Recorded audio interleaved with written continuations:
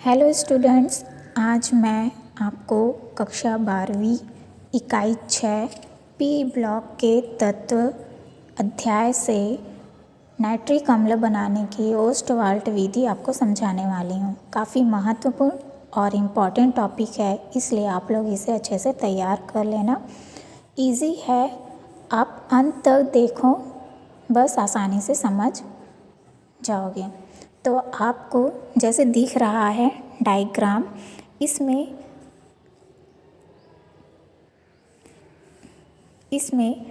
3 कक्ष हैं। एक पहला जो कक्ष है ओस्टवाल्ट विधि में वह उत्प्रेरक कक्ष है, दूसरा ऑक्सीकरण कक्ष है और तीसरा कक्ष जिसे शोषक कक्ष कहते हैं, जो वहाँ पे नाइट्रिक अम्ल बनता है। तो यहाँ पर एक जल शोधक कक्ष है। तो ठीक 3 कक्ष है। पहले में उत्प्रेरक कक्ष रहता है, जिसमें उत्प्रेरक रहता है, दूसरे में ऑक्सीकरण क्रिया होती है और तीसरे कक्ष में जल युक्त आपका एक कक्ष होता है जिसे शोषक कक्ष कहते हैं, जिसमें जल के साथ ही बना हुआ नाइट्रोजन परऑक्साइड क्रिया करके नाइट्रिक अम्ल में परिवर्तित होता है। ये 3 कक्ष मुख्य रूप से हो गया। अब यहाँ पर क्या क्या होगा, तो उत्प्रेरक कक्ष में उत्प्रेरक प्लैटिनम की जाली होती है। इसमें हम अमोनिया और ऑक्सीजन गैस का मिश्रण डालते हैं और इस उत्प्रेरक की उपस्थिति में NO नाइट्रोजन परऑक्साइड बनता है। NO बनने के बाद इसे ऑक्सीकरण कक्ष में भेजते हैं। ऑक्सीकरण कक्ष में मतलब ऑक्सीजन का जुड़ना, वहाँ पर ऑक्सीजन उपस्थित रहता है, वहाँ से ऑक्सीजन जोड़ेगा। ऑक्सीकरण का मतलब क्या होता है बच्चों?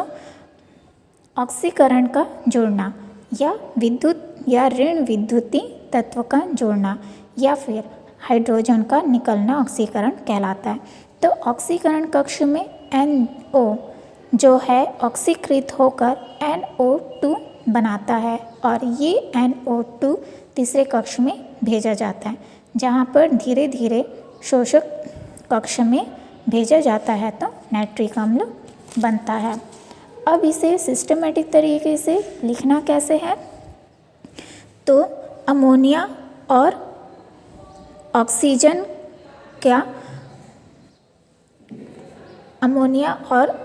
का जो मिश्रण है उसे हम निश्चित अनुपात में डालेंगे।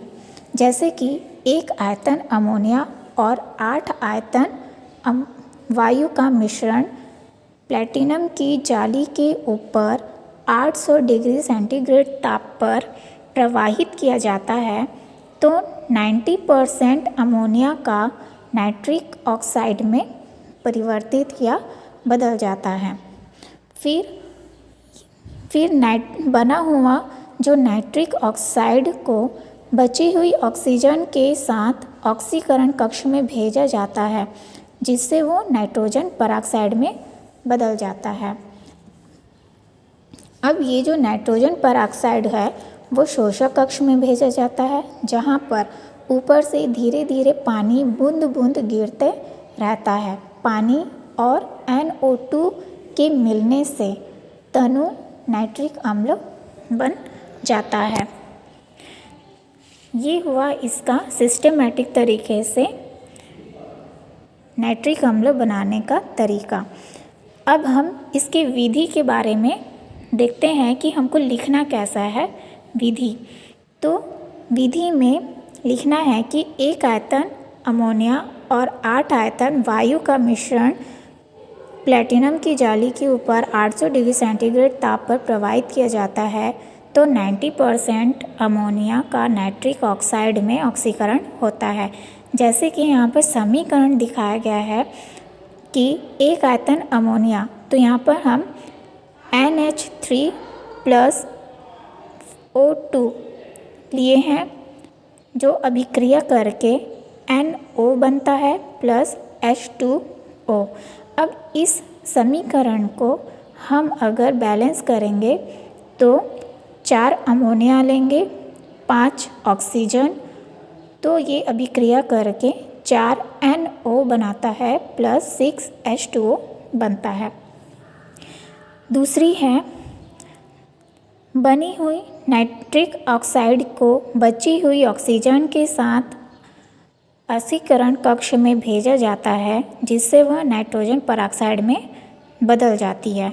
तो इसका समीकरण होगा NO+O2, जो अभिक्रिया करके NO2 नाइट्रोजन परऑक्साइड बनाता है।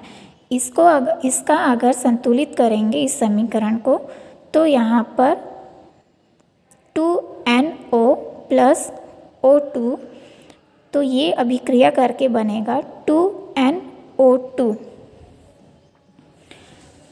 अब इसका तीसरा शोषक कक्ष को लेते हैं, क्योंकि नाइट्रोजन परऑक्साइड में बदलने के बाद जो नाइट्रोजन परऑक्साइड है वो शोषक कक्ष में जाता है। तो यहाँ पर जो नाइट्रोजन परऑक्साइड शोषक कक्ष में भेज दी जाती है, जहाँ ऊपर से धीरे धीरे पानी की बूंद गिरते रहता है। पानी और नाइट्रोजन परऑक्साइड के संयोग से तनु नाइट्रिक अम्ल बन जाता है। अब इसका रासायनिक समीकरण देखते हैं।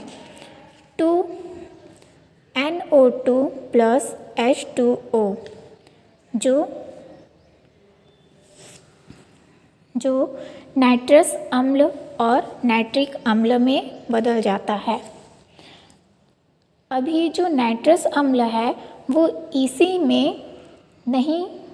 में नहीं बना रहता है क्या? नहीं, ये भी अब, क्योंकि नाइट्रस अम्ल अब घटित होता है, इसी में नहीं, मतलब कि ये जो NO2 और H2O अभिक्रिया हो रहा है, अभिक्रिया करके जो नाइट्रस अम्ल और नाइट्रिक अम्ल बनाता है, उसमें से जो नाइट्रस अम्ल का कुछ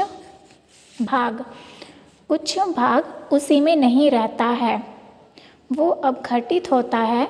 तो नाइट्रस अम्ल लेते हैं। नाइट्रस अम्ल तो जब अब घटित होता है तो नाइट्रिक अम्ल बनाता है और NO बनाता है और HO2 बनाता है। फिर पुनः NO और H2O क्रिया करता है तो NO2 बना लेता है। फिर NO2 नाइट्रिक अम्ल और नाइट्रस अम्ल बना लेता है। जैसे कि इसका जो समीकरण है HNO2,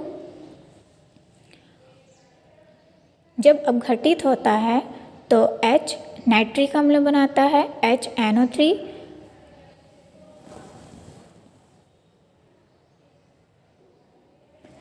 NO बनाता है और H2O बनाता है। फिर ये पुनः NO और H2O क्रिया करता है तो NO2 बना लेता है। फिर NO2 नाइट्रिक अम्ल और नाइट्रस अम्ल फिर बना लेता है। तो इस तरह से ये समीकरण संतुलित हो जाता है। इस तरह से ये मेथड कंप्लीट हो गया है। अब हम नेक्स्ट वीडियो में इसी अध्याय से दूसरे टॉपिक का अध्ययन करेंगे। धन्यवाद।